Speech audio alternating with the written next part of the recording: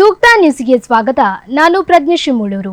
ಬಂಟರ ಯಾನೆ ನಾಡವರ ಸಂಘ ರಿಜಿಸ್ಟರ್ ಬೆಳ್ತಂಗಡಿ, ಬಂಟರ ಸಂಘ ಆರಂಬೋಡಿ, ಯುವ ಬಂಟರ ಸಂಘ ಆರಂಬೋಡಿ ಇವರ ಆಶ್ರಯದಲ್ಲಿ ಆಗಸ್ಟ್ 3ರಂದು ಬಂಟ ಸಮಾಜ ಬಾಂಧವರ ಕೆಸಡು ವಂಚಿತಿನ ಕಾರ್ಯಕ್ರಮ ಭರ್ಜರಿಯಾಗಿ ನಡೆಯಿತು.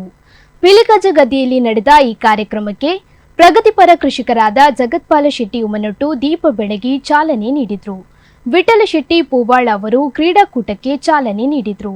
ವೇದಿಕೆಯಲ್ಲಿ ಮೂಡಬಿದಿರೆ ಶ್ರೀ ಮಹಾವೀರ ಪದವಿ ಪೂರ್ವ ಕಾಲೇಜಿನ ಉಪನ್ಯಾಸಕರಾದ ಸುಜಾತ ಶೆಟ್ಟಿ ಪೆರಿಂಜೆ ಹಾಗೂ ಬಿಎಸ್ಎಫ್ ಯೋಧೆ ಭಾರತಿ ಶೆಟ್ಟಿ ನೂಯಿ ಅವರನ್ನ ಸನ್ಮಾನಿಸಲಾಯಿತು. ಬಳಿಕ ಗದ್ದೆಯಲ್ಲಿ ವಿವಿಧ ರೀತಿಯ ಕ್ರೀಡಾಕೂಟ ನಡೆದಿದ್ದು, ಬಂಟ ಸಮಾಜ ಬಾಂಧವರು ಹೆಚ್ಚಿನ ಸಂಖ್ಯೆಯಲ್ಲಿ ಭಾಗವಹಿಸಿ ಕಾರ್ಯಕ್ರಮ ಯಶಸ್ವಿಗೊಳಿಸಿದರು.